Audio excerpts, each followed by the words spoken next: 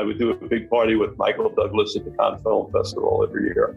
And when I was living with Sharon Stone, we started to do the cancer benefit, his restaurant. And when the festival would end, I hired a bus from Team Porsche. Mr. Verger was a big Formula One guy, a lot of his friends, Formula One drivers. Mr. Verger would invite 5 people, I would invite 5 people, and the 10 of us would go on a trip that Mr. Verger planned to. One trip was to Burgundy, one trip was to Bordeaux, one trip was to Hungary for the Tokai Vineyard, one trip was Napa Valley. And we would have people like César, the great sculptor. The Academy Awards in Paris are called the César Award. We'd have 1 or 2 Formula One race car champions with us, a couple of chefs, a couple of rock and roll stars, Sammy Hagar, and we'd all go out for 10 days and drink and eat. Mr. Verger would be our guide. I'm absolutely beside myself with excitement about this week's guest, the legendary talent manager Shep Gordon, an all-round great human adored by celebrities across the world. So much so, the famous Mike Myers of Wayne's World and Austin Powers directed a film about him, Supermensch, The Life and Times of Shep Gordon. If you haven't seen the film, you absolutely have to see it. It's hilarious, it's funny, and it's very relevant to now. For a man so connected, he is the most humble, appreciative, wise, and spiritual person that I've ever met, and I'm honoured to be able to call him a friend. During today's show, we cover so many topics. We learn how hospitality is his passion, cooking is his meditation, and hosting culinary jam sessions at his home in Maui is a regular occurrence. He talks about his humbling experience working with the Dalai Lama for over 12 years. Yes, the Dalai Lama. And how if being Alice Cooper's manager along with many other famous artists wasn't enough, he is the man that I believe single-handedly is responsible for creating the celebrity chefs. So why did he do this? Well, having been a close friend and then manager for the iconic French chef Roger Verger, who is now passed, he became angered by the indifference he saw firsthand in the way chefs versus rock stars were being treated. And after a conversation with the famous Wolfgang Puck, he was called to go down to Spargo for lunch. Now, Spargo is the amazing restaurant by Wolfgang Puck in LA, very famous, where he was met by 100 of the world's greatest chefs holding a sign saying, "Help." From that point on, he made it his mission to stop chefs being seen as just staff, but to bring them out of the kitchen and give us not only a platform to show off the creativity and to be recognized for their skill, but to receive the status and financial reward they deserve. So we go on to discuss the evolution of the culinary arts, the role TV has played in the rise of the celebrity chef, and the way it's changed over the last few years, for good and for bad. We discuss the impact of the Me Too movement in the industry and with the current COVID situation that we're all facing. He shares his thoughts on where he sees opportunity to pivot for chefs and restaurateurs moving forward. I gotta tell you, this is one of the most fascinating, wide-ranging discussions I have ever had. Strap yourself in, belt yourself up, let's get ready, we're rock and rolling, sit back and enjoy it. Well, everyone, welcome Shep Gordon, my friend. I haven't seen you in a very, very long time. It's been a few years since we sat next to each other and had something to eat, and thanks for making the time to come on the new show, the Raw Hospitality Show. Very nice to see you again. You're shooting. Wish it was over a dinner table, but absolutely. Yeah, I mean, well, speaking of the dinner table, that's actually how we actually met. It was really interesting. I was writing a bunch of stuff on our relationship, and it's been mostly via the internet because we sort of miss each other when you're in LA or in parts of New York. And I remember the movie came out, and one of my friends had met you and said, "This guy's like a legend." And I was like, "Oh, I'd really love to meet him." And I messaged you and said, "I'm going surfing in Kauai. I know you live in Maui. It'd be great to come, catch up one day." And you literally in 10 minutes just responded and was like, "Hey, let's cook together. Let's do something." And I was like, "What? Okay." So I rediverted my flights to Maui, and then, beknownst to me, then we were sitting next to each other. So I wanted to say thanks for coming on. I wanted to say congratulations. You're a new father. So yep. How old? 5 months yesterday. And a great name, of course. Benjamin Gordon. Show that. Is it Robert? Benjamin Robert Gordon. Benjamin Robert Gordon.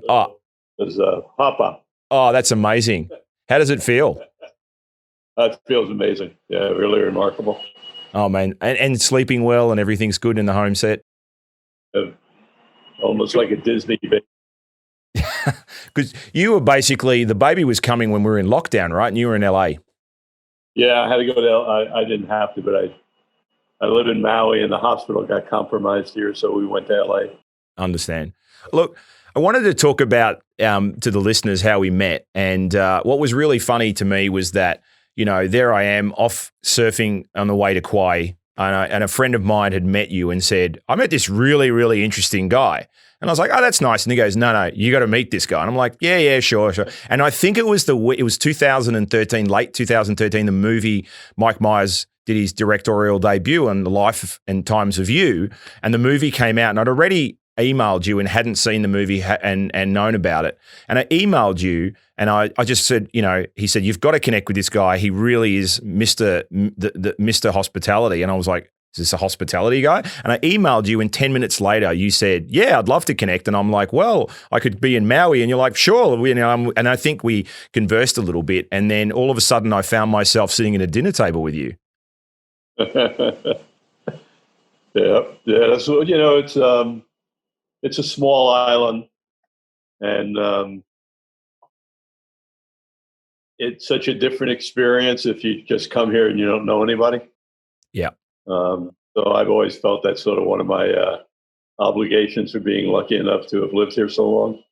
Yeah. Is to try and show the real aloha side of Maui. What makes it, every place has trees and water and birds and herbs growing, but it's really the people of Hawaii that make the difference. How long have you lived there now? Sure. I've been here 46 years. Wow. The same house. Same house and the same design of the house as well. You've never really changed. You've kept it in great form. Yeah.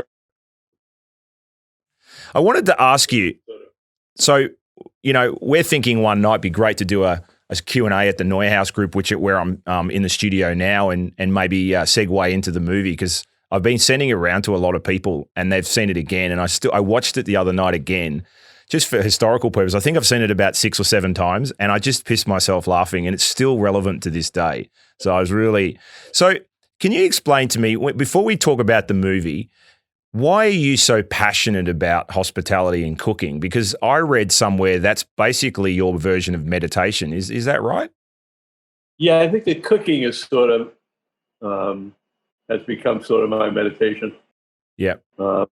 I can't really tell you why. I mean, service has always been something I've been drawn towards. And then in my middle years of my life, I had a mentor who was a chef. And I didn't really know a lot about cooking, and by association with him, cooking was part of the language that I needed to learn to really learn what I wanted to learn from this beautiful human. And once I started cooking, I realized that, wow, this is really what I want to do. It relaxes me. It really gets to the heart of service.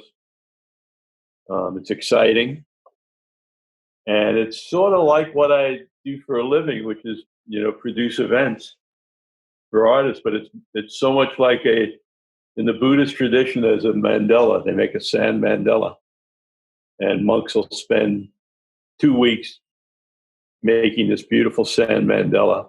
Wow! And as soon as it's finished, they walk it to a body of water and dump it in, and it's over. And it teaches you about impermanence. So for me, when I do like an Alice Cooper show, that lasts for life. When I cook pot roast like I did last night, when it's over, it's over. It's so amazing because, I actually remember the reason once I saw the movie and I was coming to see you, what I was really blown away by was that Roger Verget's book, it was 1986, if I remember correctly, it was released, called Vegetables. And I was young. And I was kind of starting out wet behind the ears in the industry. And it was the first time, even coming from a Mediterranean family, but it was the first time that a global chef went, hey, we're just going to do something with endive, or they call it chicory in the US. And I started to read through that book. And then when I watched the movie and looked at your relationship you had with him, I'm like, I've really got to meet this guy. Like, and I think that's when you and I discovered the love for chicken cacciatore, right? Which I don't think we ended up cooking, but I still remember that. And I had this dream of, you said, come over to the house and I've got a wood-fired oven and we'll do chicken cacciatore. And I'm like, who is this guy? This is awesome. He doesn't know who I am. Just idiot Australian. And I was so excited. And I think you had a plumbing issue or a leak. And then we went to one of your restaurants and used their kitchen. And you were hilarious, though, because what I've discovered from you is that you're probably one of the most public, private people, right, that I've ever met. People may think they know you, but you humbly rang me the day before. And I tell this story to a lot of people. And you said, hey, I know we're 4 or 5, and I'd met your family and so forth. And you were like, look, Alice Cooper's in town with his wife. Do you mind if he comes for, a couple of extra? And this was like driving. And I'm like, well, no, you definitely can't have him. And I think somebody else was coming at that period. And I had this incredible dinner. What is it about you that opens your door to anyone and treats people like that? I'm just the way I am, I guess. Funny, I made my in-laws are out here, and I made pot roast last night, brisket. Yeah. And I told this to my grandmother, who I made, enough brisket for 15 people. There were 5 of us. Yeah. And so I'd always say to my grandmother, why do you make so much food? And she'd say, you never know when a bus full of hungry people is going to pull up to your door. That's amazing. It's so true, right?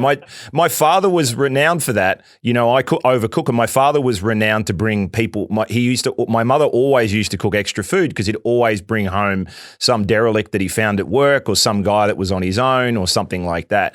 But when we cooked together, I think you did a soup, and I stupidly was like, I'm going to do this crab dish, and you're like, sure. And then I realized, I rang one of my friends and was like, you got to help me get some crab. And some reason as an Australian, I thought you'd be swarming with crabs in Maui, and you're not.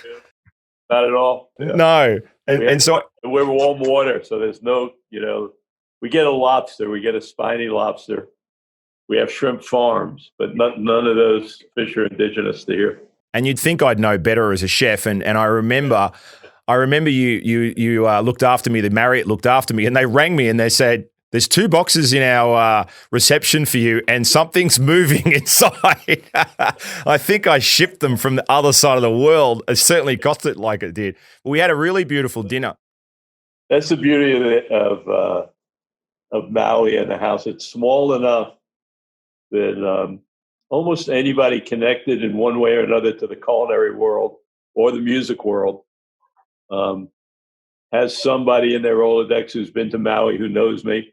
Sure. And I look at my place sort of like a jam session for musicians, but it's culinary jam session. Yeah. So as soon as anybody, if a sommelier calls up, great, you're on the wine. If a chef like you shows up, let's make a meal. Yeah. Come on, let's jam, have a good time. I'm sure I probably invited a chef or 2 over that night, maybe Peter Merriman, Mark Ellman, or somebody. But and it really breaks it all down, then it becomes then you really see Maui when you cook with somebody. Absolutely. And it was do you ever get imposter syndrome? Because I can't imagine you've met everyone. I mean, you had the Dalai Lama crash at your place, and, I was sitting there that night with you, and I had Alice Cooper next to me and his amazing wife, and he was talking about golf. And then I remember he had a couple of plates of the food I ate, so that I sort of figured, okay, well, at least he's not pretending to like it. And then he was just so beautiful, and he just turned and he said, hey, listen, I've got to go a little earlier because it's date night with my wife, and this is what we do. And I'm sitting there pinching myself going, these people are just extraordinary. This is like the most incredible. So I've always wanted to see you again in the city and cook for you properly, one day in my restaurant or something like that. Do you ever get imposter syndrome?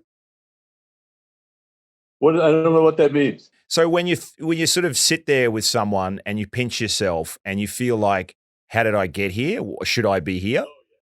All the time. Really? But I think everybody has self-worth issues of one way or another. So I think, I don't know anybody when you get, who, when you get down, everyone has heroes. Sure. And you're with your heroes. I don't think I've ever met anyone. I mean, maybe I have, but it's usually it's someone living in an unhappy state of affairs who thinks they're worthy of all those kind of things. But you've had I mean, from Luther Vandross to Jimi Hendrix to Emeril Lagasse to Wolfgang Puck. I mean, you've been with some really big names, and you still feel like that sometimes. I cooked for His Holiness on the Big Island for 4 days. I cooked in Trinidad. I flew with him to Trinidad. I serve I did serve. My term ran up, but I served on his only board that he sits on, Tibet Fund. And over the span of those 12 or 15 years, wow, I produced events with him in Buffalo. I produced events with him in Maui. Over those 12 or 15 years, questions would pop in my mind that I would want to ask him about. Yeah. Then I would get in his presence, and the only thing I ever in 12 years that really ever able to say to him was thank you. So you have all these picture perfect questions. You're like, I'm going to ask him this and I'm going to ask him that. And then he was there and you just basically crapped yourself and went, I'm just going to say, thank you very much. all that would come out was thank you. Just thank you. Letting me be in your presence. How did, I want to come. When I met Groucho, I was 20 years old, and I used to come back and the rings under my arms were so wet I could wring out my shirt. I sweated so much every time I was with them. It was like, I want to come back to Your Holiness at the end of the show because I want to talk to you about spirituality and hospitality people. But was Roger Verger pretty much transformational for you in regards to influence in food? What he did is he reinforced for me that there was a path to success and happiness. I had really only seen success and abuse, self-abuse. The success, knees were jumping up and down in Hollywood, sweaty forehead, cigarette chain smoking, cocaine going nose, new Bentley, bigger house, phonier tits. Nobody happy. Nobody saying, wow, am I lucky? But they had success. And then when I met Mr. Verger, he was happy.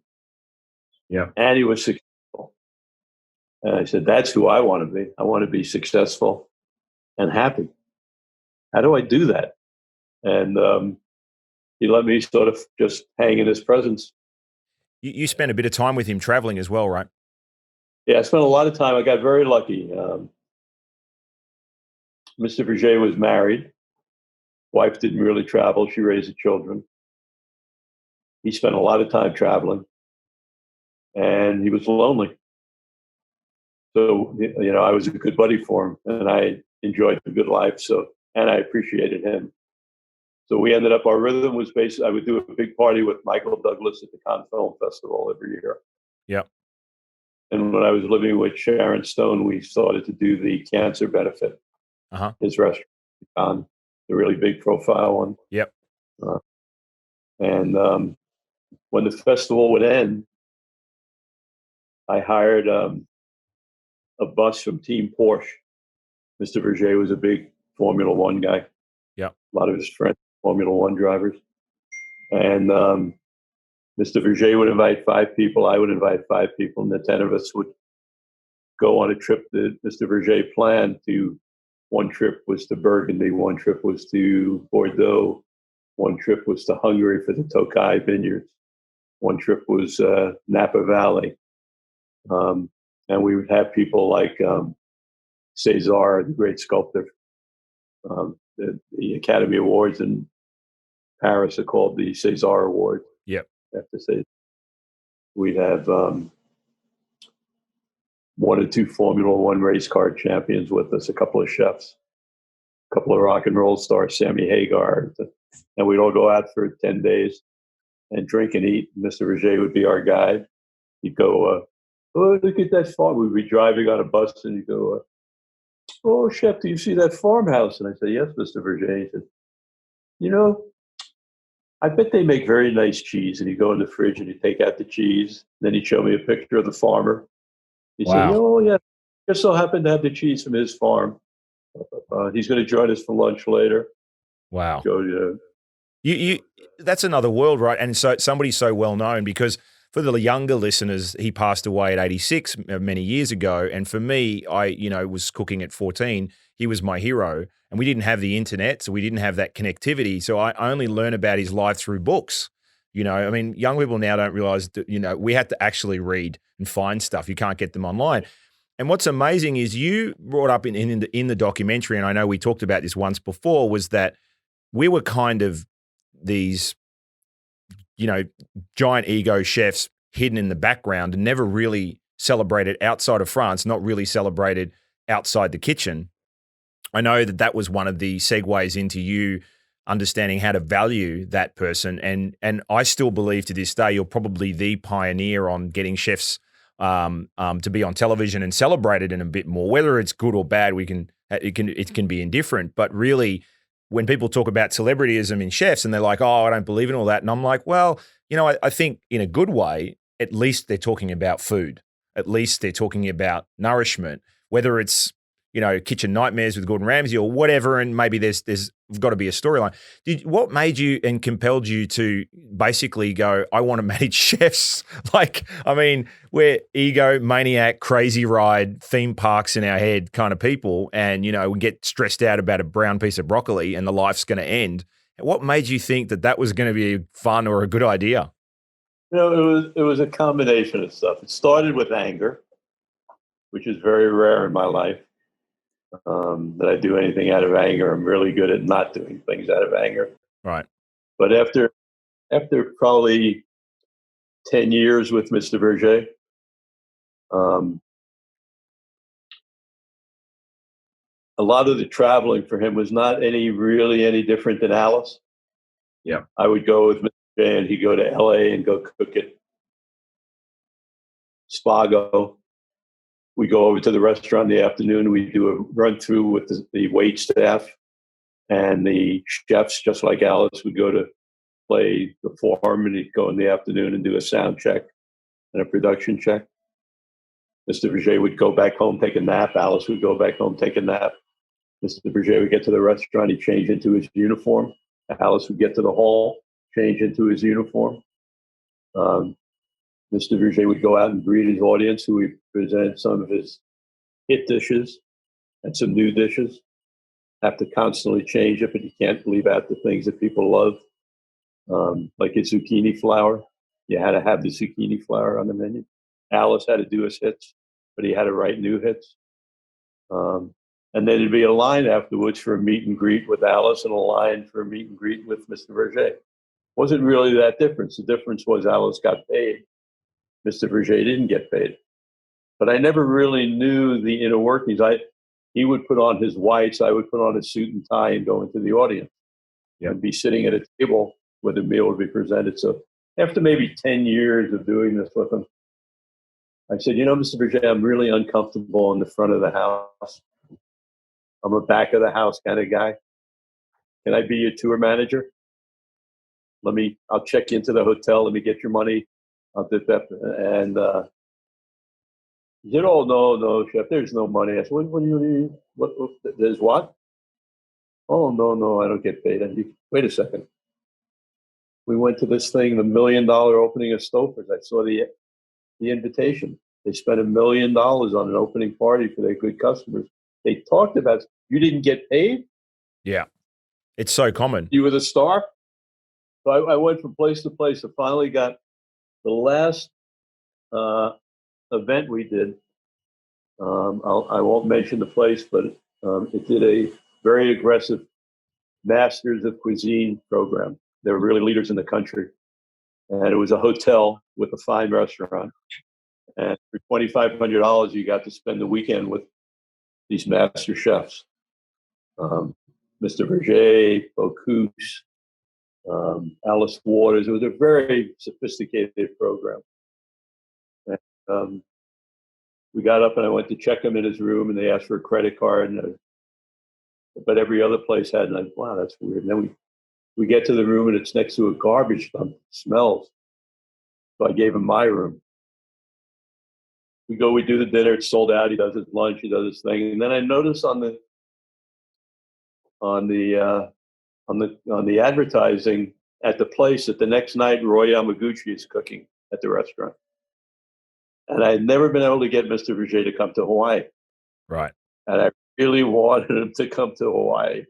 And I knew if he tasted Roy's food, he would come to Hawaii. There would be an ingredient in the food that he never tasted before that would get him on an airplane. How French of him. Please stay one extra day for me. You got to try his food. So we did. And we go walking up to the restaurant, both in suit and ties, and the maitre d', who I now knew because Mr. Verger had cooked there the last 3 nights. Yep. Pulled me over in the corner. He said, "I'm so sorry, Mr. Gordon. The owners have a policy here. The help can't eat in the dining room, but I can serve Mr. Verger in the bar." Now, he's got a Medal of Honor on his lapel. He's a French Medal of Honor winner. He's just worked for them for free where they've raised $250,000. They sold out. So I said to him, I said, "How do you define help? By not paying someone? Is that your definition of help?" And I got really heated. Yeah. Then I got on the airplane. He went to France. I was going to an event on the Big Island with Kenny Loggins. And when I got there, Wolfgang was there. And, "Hey, Wolf, what are you doing?" He said, "Oh, I'm cooking at Kenny's thing. And remember, you got me the gig like last week." And I said, "Oh, shit. Yeah, that's right. I remember we were for dinner there. And Kenny was with us and said, would you?" said, "Wow." He said, "Yeah, what a nightmare." I said, what happened?" He said, well, first they told me it was first class. When I got to the airport, it wasn't first class. It was coach. But 2 days before I came, they called me up and said they couldn't get my ingredients. Could I bring it with me? So I have 150 pounds worth of food on the airplane with me. I'm in coach. I get to the airport. There's nobody to meet me. I call up the executive chef, and he says, "We're really busy. Put it in a cab." Wow. I put it in a cab. I get to the hotel. They don't have refrigeration for me. They make me walk it a mile on a rack to the hotel next door to get refrigeration. And they're not paying them. And I said, "This is what happened to me with Verger." And I get back to LA maybe 3 days later, and Wolf calls me up on the weekend and says, "Can you come over to Spago for lunch?" And I went, and there were 100 of the world's greatest chefs in the room with a big sign that said "Help." Yeah, I remember that. That's amazing, right? You know, what's really interesting is that I think my brother was around that era, probably a little younger, so he's like 67 now, and he was considered the best Italian chef in Australia at that point. And we had a bunch of accolades, like 3 stars for the restaurant, and it was Italian. And I remember cooking with him. I did probably close to over 100 events with him, and we never once got paid. And we never really knew any better. We kind of just went there. We brought all our own ingredients, and you know, sometimes they would pay for the flight, and if they did, they wouldn't pay for the cab or the hotel. And it might sound precious to some people, but you know, when you're working in your operation, as you know, 70, 80 hours a week, and now you're going to do this event, there's no real fun in it. It's not like Middle East. Right. And then you're also working in a foreign kitchen. You don't know the team. They don't usually give you great people. And I was saying, in those days, they really resented you coming into their kitchen. Absolutely. I can remember the first paying engagement I got for the chefs. So what I said to them was, "Just don't say yes to anybody. You tell them to call me." Yeah. And because what they would do is they'd say, "Oh, Wolfgang, you know, Nobu's doing it and Dean Fearing's doing it." Wookie. Sorry, my Wookie. dog. Dean Fearing's. You got to do it. So then you think you have to do it. But I remember my first was the Rock and Roll Hall of Fame. I got Dean Fearing $15,000 to do the dinner at the Rock and Roll Hall of Fame. Wow. And it was at the Century City Hotel. It was 1,500 people. It was a year Bruce Springsteen, I think, got inducted. And it was my first time I booked a chef. What year was that? 92. So $15,000 in 1992 is probably equivalent to like $500,000 now, relatively speaking, right? $15,000. I don't remember anybody paying me that ever. No, I got a lot of money for the guys. It was amazing how much value there was in them. But so I'm really excited. D&D's face. So he came out. I said, we got to go to do pre-production. Come out a day early or 2 days early. I'll alert the hotel. He came out 2 days early. Rehearsals were going on, so we went in, and Springsteen was up on stage. There was people. Amazing. Dean was like overwhelmed because he's a guitar player too. And we go into the kitchen, the executive chef, and I'm really bubbly and happy. I think this is fantastic. You kidding? Yeah. We're bringing Dean Fury to your hotel that you can cook with them. What a great thing. And I go through how exciting this is and how happy the guests are going to be. And I know you guys do a fantastic job, but 1 and 1 can be 3 and blah, blah, blah. And the executive chefs, Chef Fury, I'm really happy you're here. He said, I am so happy that we can be helpful too. I'll have the staff here at 9 o'clock tomorrow for you. We show up at 9 o'clock in the morning. It's 1 dishwasher. No. For a meal for 1,500 people. No. I get the executive chef in, and he says, Chef, could you wait outside for a second? I shut the door, and he says to me, I don't know who the fuck you think you are, but I don't need any fucking young kids from Texas coming to cook. Wow. Cook in my kitchen. I am going to make sure you fail so fucking hard that you never bring anybody back into my kitchen. Remember my face, buddy. What did you say? I said, thank you. And I walked outside and I called all the chefs in LA, Michelle Richard, everybody, and got everybody down to the kitchen. I think I had 35 guys cooking in the kitchen. Oh my God. Wow. I can't believe you said that. They didn't want anybody in their kitchen. I mean, when I started, it was in '92, there were food fairs all across the country. Wookie, please. Taste of LA, Taste of Chicago, Nobody ever was given a stove. There were no stoves at the outdoor events. No one had ever had a stove at a cooking event outdoors. Yeah. And they had all the great chefs there presenting their food. It would be like Alice performing without lights. Yeah. It was really anger that drove me. And that's really interesting because you've got some really pretty amazing relationships. I want to ask you a funny question though. When Supermensch came out, how many people contacted you to be managed by them? How many chefs? Still every day. You probably were suspicious about me. I actually just wanted to hang out with you. I was like, this guy's like awesome, you know. For me, it was really easy because I never took a chef on after the first day. That was my rule. I said, I'll do it because I'm really angry and I want Mr. Verger to be respected. Yeah. But I don't want it. I said, it's going to cost. I did it all pro bono. Nobody was making any money. Yeah. I said, really don't want to get into this. So I'm just drawing a line. If you're here in the room, there was only one guy asked him for permission to get a line cook at Commander's Palace who turned out to be Emeril Lagasse. Yeah, wow. I said, I want one other guy in.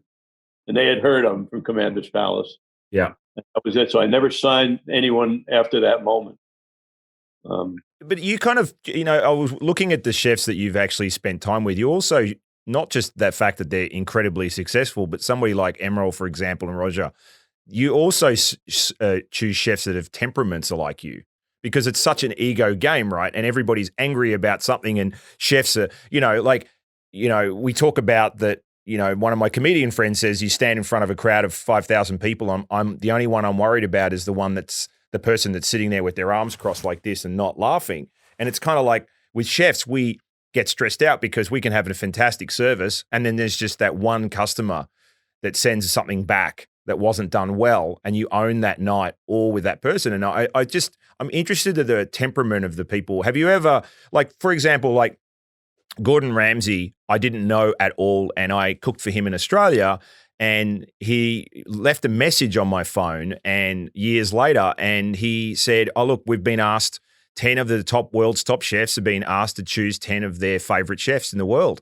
And I've just had a meal that stood out in my memory for years. And I was like, and I honestly thought it was one of my idiot friends pretending to be Gordon Ramsay. And I was like, I was like, I'll get back to them later. I actually didn't think it was real. And then his assistant emails me and says, hey, did you get the message from Gordon?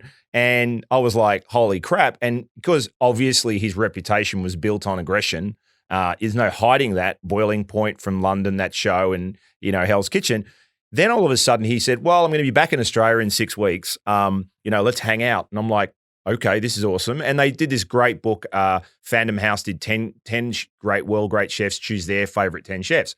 So we did this beautiful thing. And I was really honored because, and it wasn't that long ago. It was like 2009, 2010. And then he came to the country and we ended up out at dinner and he was like completely the opposite.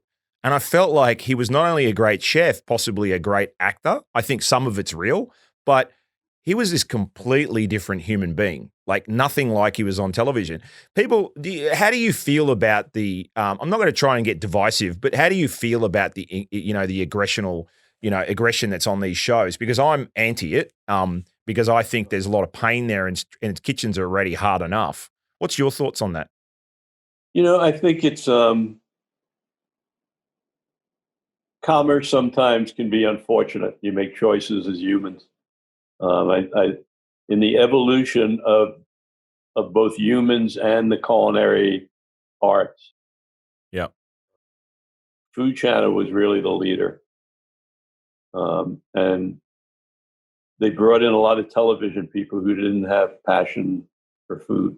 Yeah, and what they did is they looked at the horizon, and on the horizon you could see that TV ratings of shows that had winners and losers right, were rise. Right.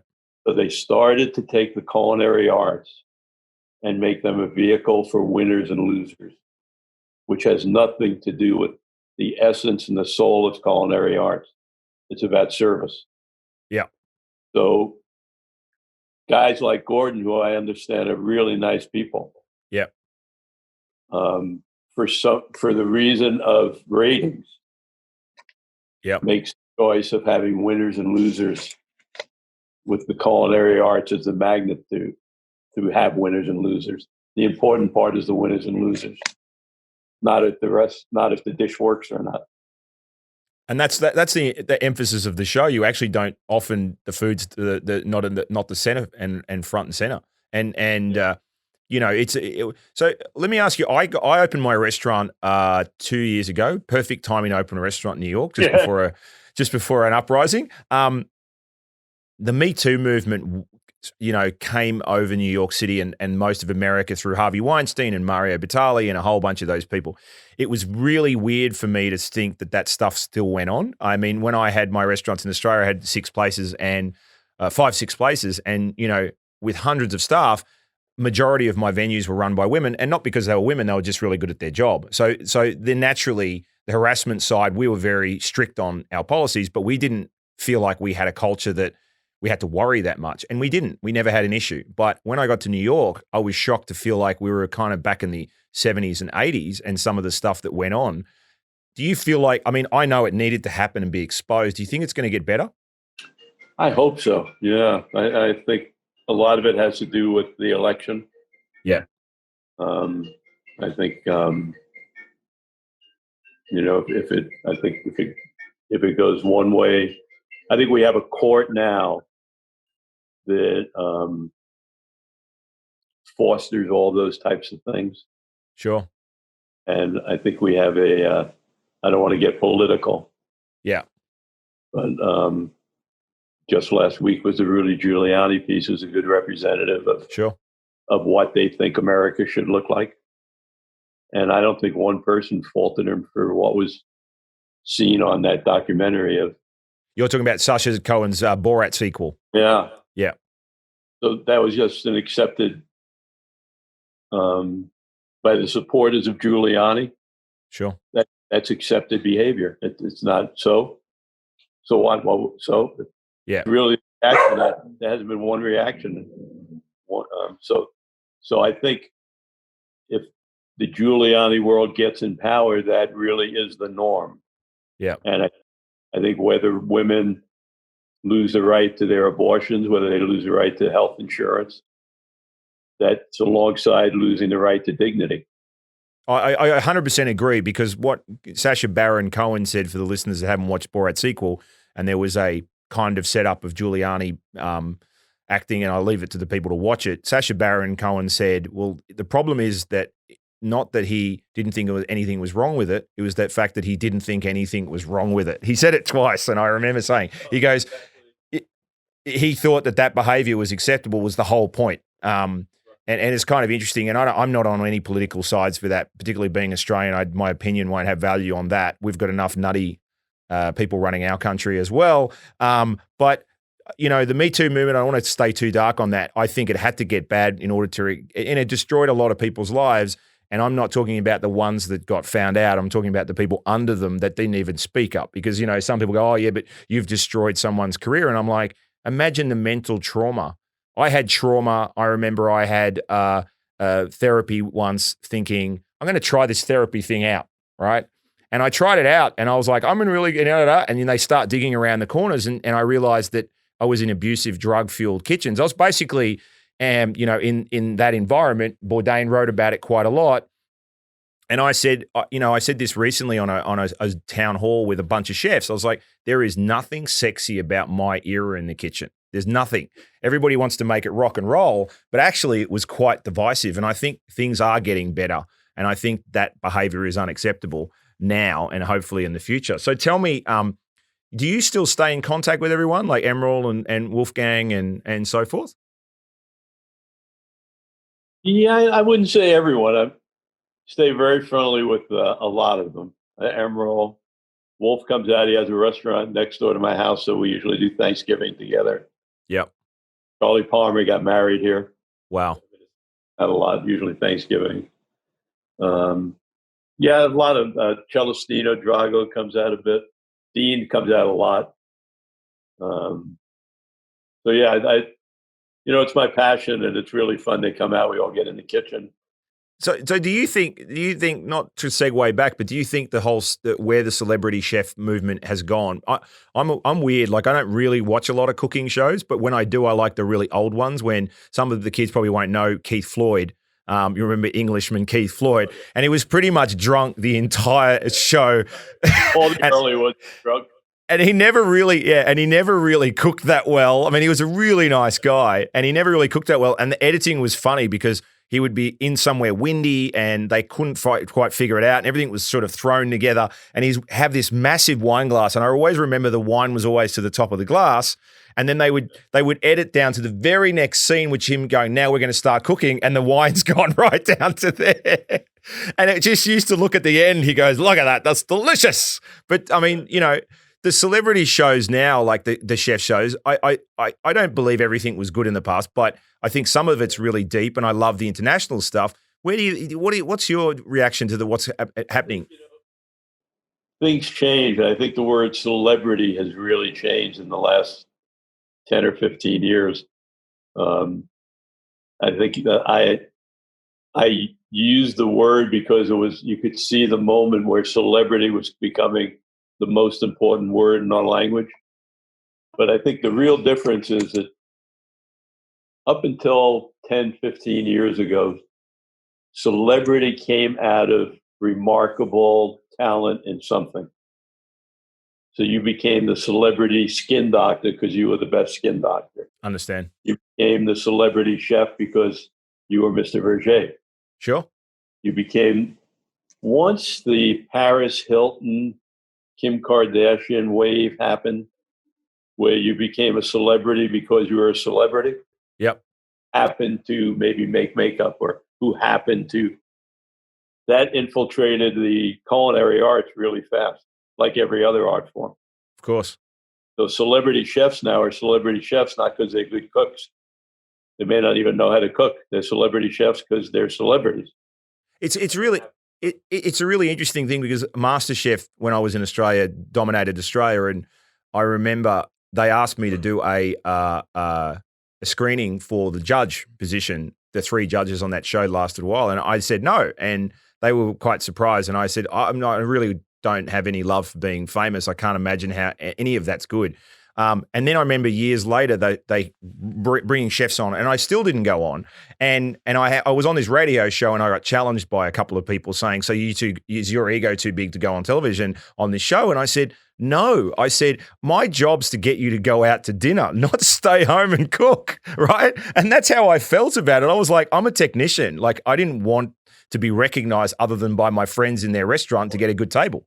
So tell me about some of the people that you're fascinated by now that are doing some great stuff in the culinary world, because we're going to get into COVID in a second.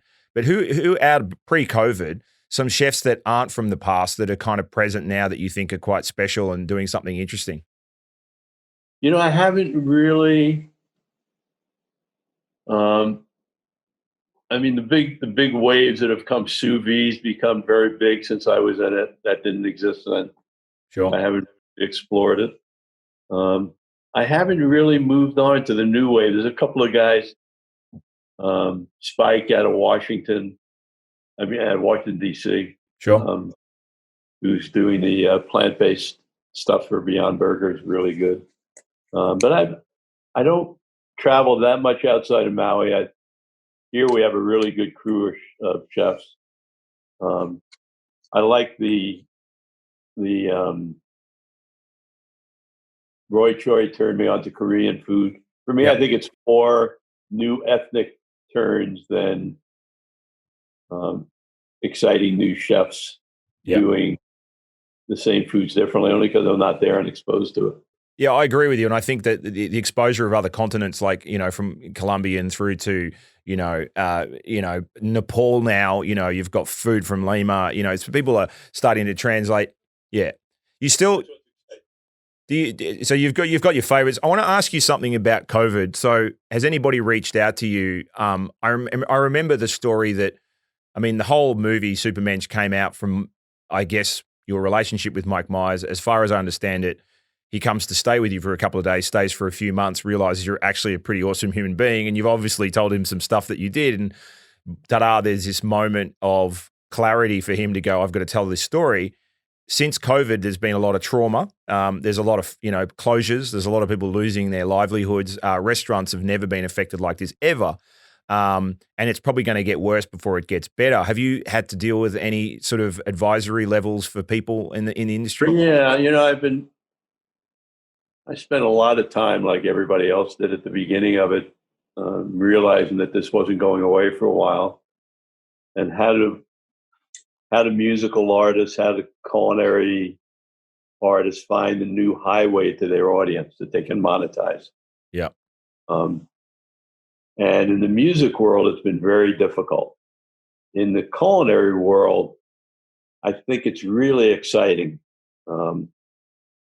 Depressing on one hand, because for the infrastructure of restaurants, it's really hard for me to see brick and mortar coming back the way it was for quite a while. Sure. I think brick and mortar is going to be like it was before the celebrity chef experience, an occasion-driven event. Right. It's a birthday, it's a wedding, it's more so than it's your way of life. Understand. Which it become. So when I started thinking it through and having had a child, and I'm always looking for waves, I started seeing that in my own life, because I was in LA, and other people's lives, that home delivery on a lot of different levels was becoming a very ordinary part of life, which I thought would stay for a while, whether it be ordering pizza to come in, whether it be ordering Spago meal, whether it be ordering tacos from your favorite taco place. Yeah. It was sort of becoming a way of life. Yeah. Brands were really important. Brands became very important to differentiate what you were ordering. Like my favorite dumpling place, which is in Century City from Taiwan, when I was in LA, was delivering. And they had a beautiful presentation. And I probably ordered it 12 times because I could never get into the restaurant. Century Wow. City, it's a 4-hour wait. Yeah. Wolfgang started doing fried chicken on Tuesdays. So I went to pick up the fried chicken, and the car line was 2 hours long. Jesus. Daniel Ballou started doing bouillabaisse. He was selling higher grosses of takeout bouillabaisse, and he was doing it at Danielle's when it was open. Sure. So I started to see that this was something both myself and other people would becoming comfortable with, which A, gives them a highway to make some money, B, a highway to touch their audience. But more importantly, I've spent my life in the culinary world. I go to board meetings, or I go to beer dinners, or I go to and the chefs that I go with, like I'm on a board with Michael Meaner and Charlie Palmer and Thomas Keller. We all fly first class. Yep. And then at the airport, there's all these private planes. And it's one guy who's at Burger King, and it's one guy who's at Wendy's, and it's one guy who's at Olive's. Yep. I'm not real name. And I think this is an opportunity for people like Charlie, like Wolfgang, to really create generational wealth. Right. Because Wolf can open Spagos in 40 cities through ghost kitchens or other mechanisms of what it would cost them to open one restaurant in LA. Yeah, wow. That's so true. Michael Meaner, I know, is developing some brands. I don't, but that are just Michael Meaner brands. Yep. They can compete with the Domino's or compete with the Burger King. But when you go online to look for, I'm going to have a hamburger tonight, if you see a Michael Meaner burger that can be in your house in 20 minutes, then I see Goldbelly's is starting now to ship Danielle's food, Marcus Samuelson food. And from what I understand, Danny Myers opened up a ghost kitchen to produce the food for those chefs for Goldbelly's. I was there the other night, and I actually got a Gramercy Tavern. I was at Gramercy Tavern the other night for dinner for the first time since COVID. And about 2 weeks ago, I got the famous Gramercy Tavern burger delivered. It wasn't as good. Of course, it's not, because I was like downtown, and he's in Midtown.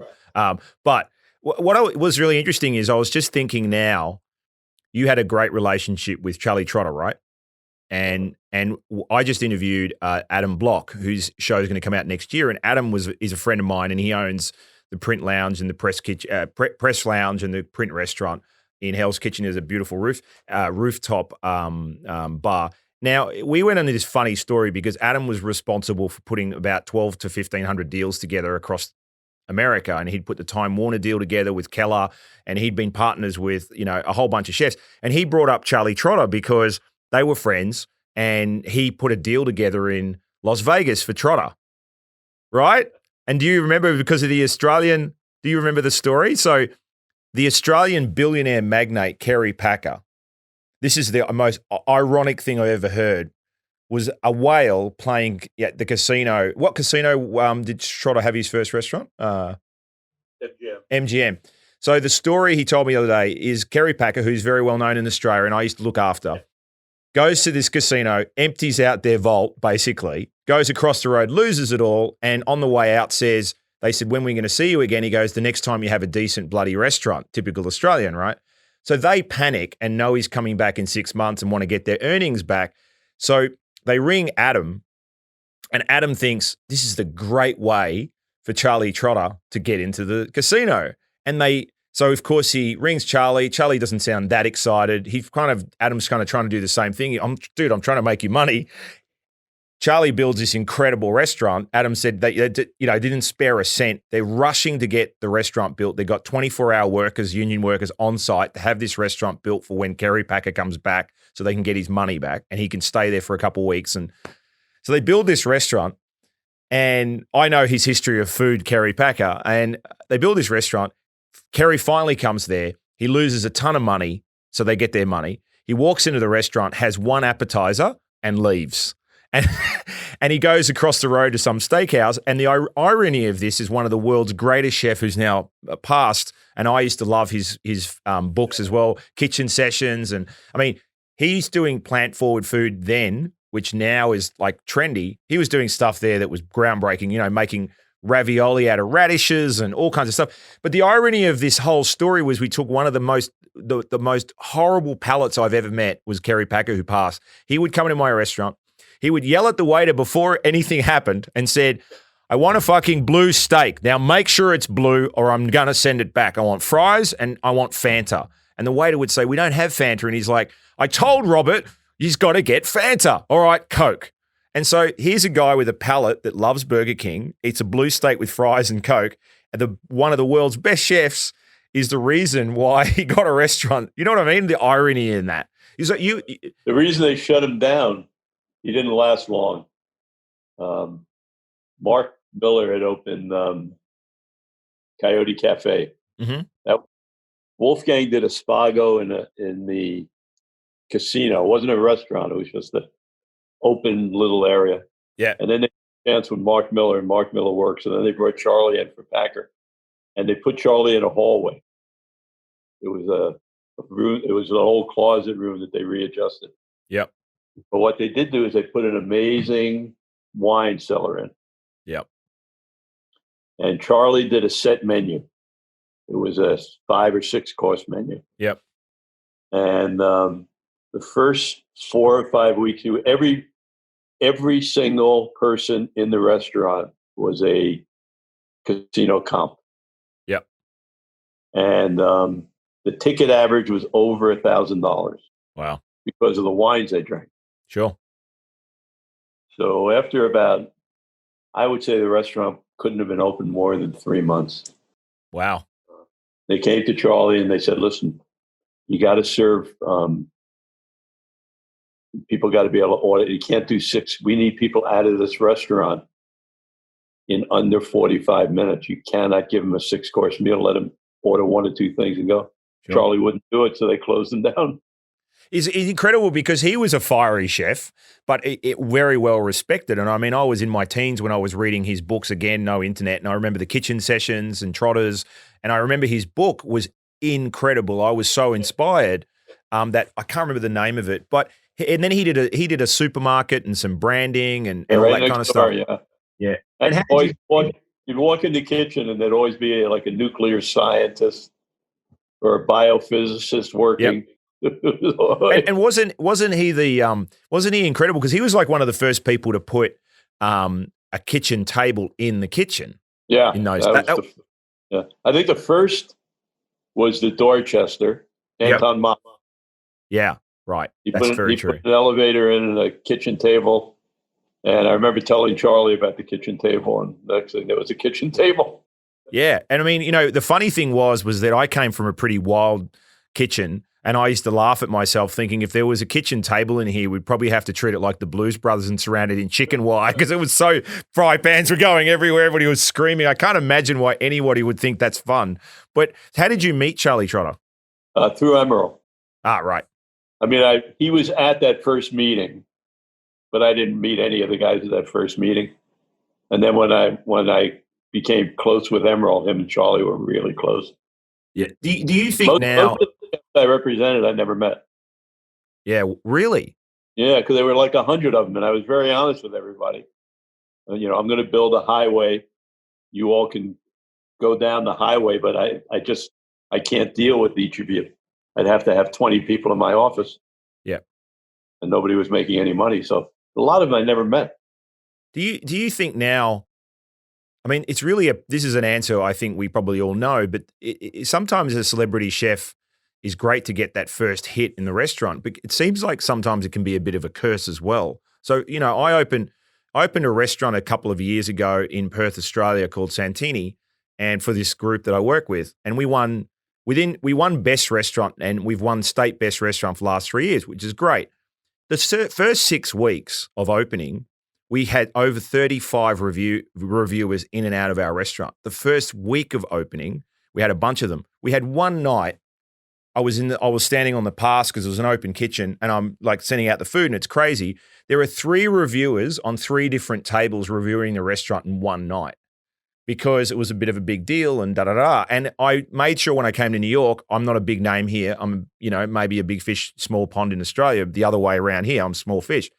And I was super paranoid about that. And I wonder if having a celebrity profile is actually sometimes a bit of a curse as well as a benefit because of the pressure that it unnecessarily puts on you so early on.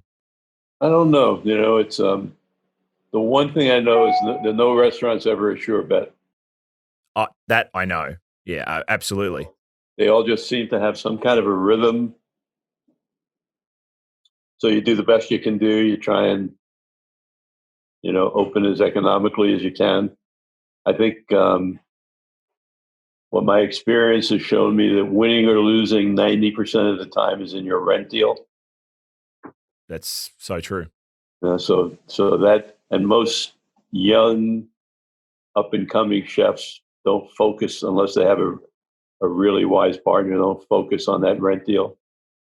Sure. They get a little cocky. I'm going to do big business, and yeah. Isn't it funny though? It's kind of a rule of thumb, isn't it? The chefs that know how to cook really well can't add, and the chefs that know how to add really well can't cook. They're different art forms. That's why Of course. I wonder now during COVID, you think the people that are pivoting. So, for example, when Wolfgang Puck's doing fried chicken on a Tuesday, he's smart enough to go, that travels really well because obviously some things don't, right? Like that's a really important part of it. Right. I was in LA for 6 weeks having the baby because you can't fly the last 4 or 5 weeks. Yep. So I tried everybody, and the things that I found, I would say the first and foremost thing that is really lacking if I was back in business, I wouldn't stand for, is that nobody is thinking about making their customer happy. The doorbell rings and it's always a bag. And then you open the bag and it's always some boxes. Yep. And open the boxes and you eat it. Yep. How about anything? How about like putting a cookie in saying thank you? Yep. How about 4 napkins that are colorful? Yep. How about a little piece of paper that lets you download music to go with your dinner? Yep. Just something that says you give a shit about this person. It's so true because Jason and I, my business partner here, and I have recently acquired a tavern in the Upper West Side. Because now's the time to cut a deal, right? And we're going to probably launch at the end of the year. We're doing a kind of a spaghetti western tavern with live music and spaghetti cooked alla cartoccio in the paper bag and so forth. And one of the takeaway items is called an Italian date night that we put together, which is basically for the poor loser kid that's going on a date and can't really cook. And the idea we had was a Chianti bottle with a candle, a checkered table, gingham tablecloth, and a whole bunch of stuff in there. And he or she gets to order it. And also for people that aren't single, but the idea was to basically romance someone with a partially cooked meal, and then it looks like you could finish it. I agree with you. Because make it an experience like we did in our restaurants. Yeah. Don't just shut it off. It's not really an economic issue. It's a caring issue. Get a candle. Yeah. So whatever that thing happens to be. So I think that was one of the takeaways that I had that was really strong. Second one was how exciting it was. Yeah. Wow. To have some of that food show up at my place. Like the dumpling place, it was perfect. They had it in a aluminum container, which really kept the heat. And they had I saw the guy when he came up to my door, he had a little heater. Yeah. I ate it fast. A couple of the noodle things I had were really good. I got taken one time that's what made me think about like a Michael Mina pizza or an Emerald fried chicken. I went online for pizza and I wanted to find the best pizza. Yep. I said, let me see who's delivering the best pizza. And that was my first counter with Ghost Kitchen because the best reviews were for a company called Ghost Kitchen Pizza. Really? Yeah. So I ordered the Ghost Kitchen Pizza. And? All these great reviews. And it was a horrible pizza. Yeah. But obviously they knew how to play the the game. Yep. Had to load in the reviews. And the ghost kitchen has been floating around. I heard about it. I never knew if it was. Then I started exploring what it actually was. Right. So I said to myself, what about if that was like, Wolfgang Puck's pizza, or what if that was, Celestino Drago's pizza, or that would have gotten me to order it.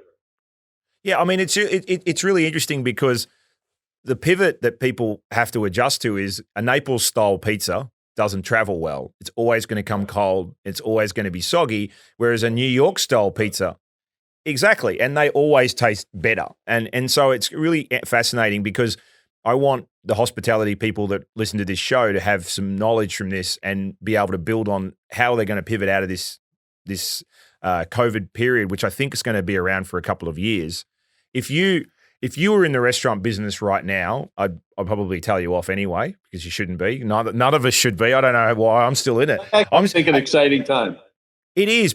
I've done this Australian show. I recorded this Australian show, which you'll appreciate, and we're going to call it something like Idiot Australians in New York. But it's all my buddies that have got restaurants and they're Australian and they've opened in New York. One of them opened the middle of COVID outside. He was allowed to, so he went, screw it, I'm going to open, and he's killed it. And and I think it's nutty because no matter how many times we'll go broke or close or shut things down, there wasn't one person in the hospitality industry that said they wanted to get out. They just said, of course I'm not going to get out. What else am I going to do? It's kind of like when De Niro was asked a while back about what else is he passionate about? And he looked at the cameraman in his cold De Niro kind of grumpy fashion and said, what else am I going to do? So I was kind of like, so now with the last thing I wanted to ask you, you're very spiritual, from not organized, but not what, sorry? Not organized spiritual. Well, I don't consider myself a Buddhist no, I'm Jewish by birth and culture. And, I find my feelings are very close to everything I know about Buddhism, but I'm not a practicing anything. But your temperament and your energy and your calmness, could you give some advice to how you you can't have just been born like that. I think, it's really, I've always reduced it down to being thankful and physically saying thank you, thank you, thank you, thank you a lot of times a day, like actually saying it. Yep. Great. I just watched an interview with Oprah Winfrey, and they asked her what her secret to her success is. And she said, when I wake up in the morning before I get out of bed, I say, thank you, thank you, thank you, thank you, thank you, thank you. And I repeat it during the day. And I'm just really thankful. It's actually pretty amazing advice, particularly for a lot of the world. And, hospitality right now is going through a really weird time in their lives because we've been, I wouldn't say the word spoiled, but we've never had a time in our life where if you've got enough talent, you can always get a job. That's always been the hospitality. Well, I'll just go wash dishes if it all goes bad, but now it's not even the case. And, I'm wondering some of the benefits of learning from you about the way you live your life, the way you believe how people should be treated. Roger Verger being a big influence. Although I want to say, I'm not so sure he would have been too happy about putting his food in a box and sending it in a delivery app. I think he'd be turning over in his grave, right? There's no way of putting veg. You know what I mean? Like, there's a different era. I don't know. I think he would find it exciting. Really? Yeah, because I think at the core of it is making someone happy. Yeah. And I think if he can find the way especially during these depressing times, to bring a little smile and a little joy by opening up, your doorbell rings and it pops up that makes you happy. But isn't that why you cook? I mean, like you cooked last night for dinner. Yeah. Right? Exactly why you cook. And I think that's really interesting now because you viewed it in a great way of saying, well, I think it's very exciting as well because we've got to now change the way we think because our sensory experiences were, well, my staff will give them great service and the energy of Julie the waitress or Tom the barman or whatever it is. Now all of a sudden you're right, it's in a bag. How do you take that experience, put it in a bag and deliver it? Maybe not in a bag, maybe in a basket or maybe something. Yeah. I think my heart goes out and I go through real periods of of frustration when I think about the other parts, the dishwashers, who don't really have a job in a food home delivery. Yeah.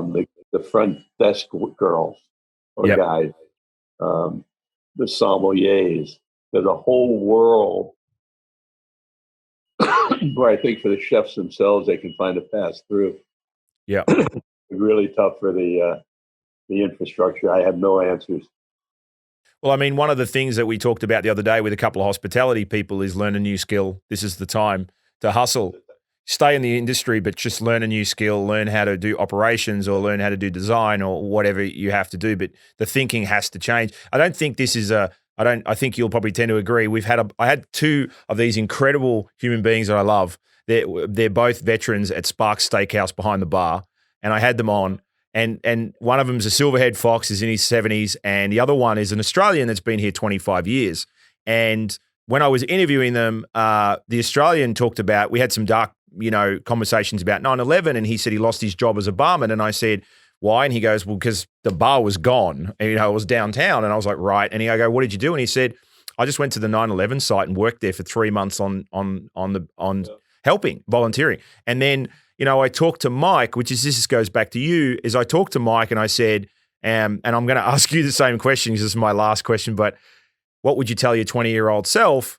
And before I asked that question at the very beginning, I said to Mike, every time I've walked into Sparks, I honestly don't go there for Sparks. I go there for you. And I really mean that. Half the time I'm eating lamb chops and fish in a steakhouse. And I always sit at the bar, and the Ukrainian manager always yells at me because I never go into his dining room, because he calls it his dining room and Mike's bar.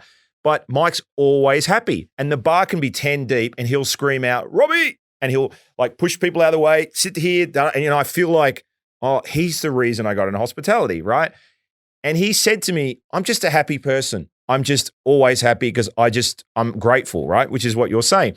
So at the very end of the interview, which it's going to be out in a few weeks, I said to him, what would you tell your 20-year-old self? And he'd started in finance and ended up in restaurants.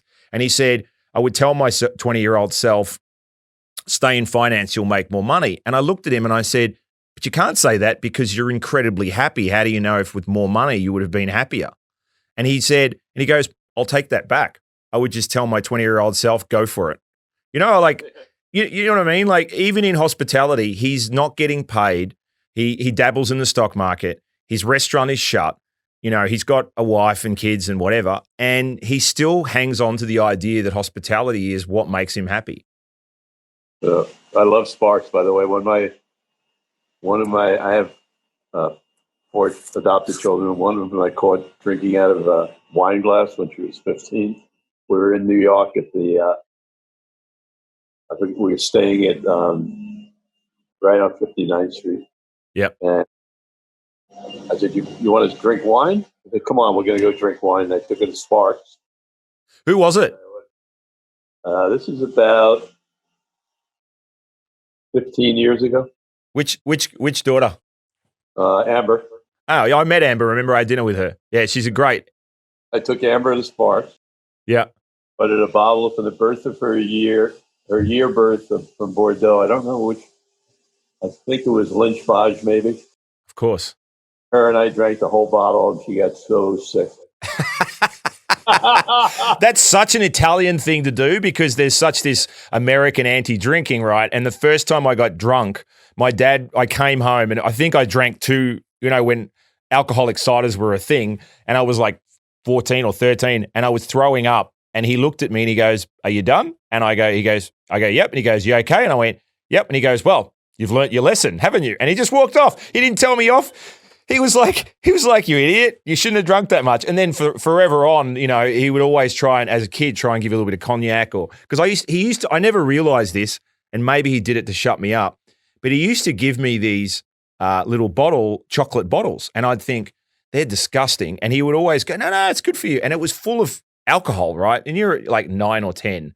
So I've got a healthy relationship with alcohol, so I'm okay with it, I think, most of the time. But I want to thank you so very much. I am very grateful. I was buzzing today on coffee and trying to calm myself down because it's exciting to have you on. I really would love to have you on again and talk post-COVID. If you were to shout out to someone right now in the industry that is your first love as a chef or a restaurateur, who would it be? Oh, there's so many. The first person that comes to your mind. In Hawaii, Dean Emerald, Mark Tarbell in Phoenix. One of my favorites. He sends me meatballs. Now, on that note, what would you tell your 20-year-old self? What I would tell my 20-year-old self is at some point you're going to die. Enjoy the moments in between. Yeah, I think you have, right? So I'm not worried about that. Oh, thanks for being on the show. You're an absolute legend. Congratulations again. Very exciting. Hopefully we'll be able to get a chance to cook together again. Amazing. Thank you. That's it for this week, peeps. If you're enjoying the show, just go to iTunes, Stitcher, Spotify, Google Podcasts, or whatever podcast player you listen to, and ideally give us a 5-star rating, if we deserve it, of course. It will help other people like you discover us. If you want to find out more on what we get up to, or to suggest someone we should interview, let us know. You can follow us on Instagram, Facebook, Twitter, and YouTube at The Raw Hospitality Show. The show is a Fabrica Collective production produced by Mark Fellows and Samantha Webb, music by Jindal.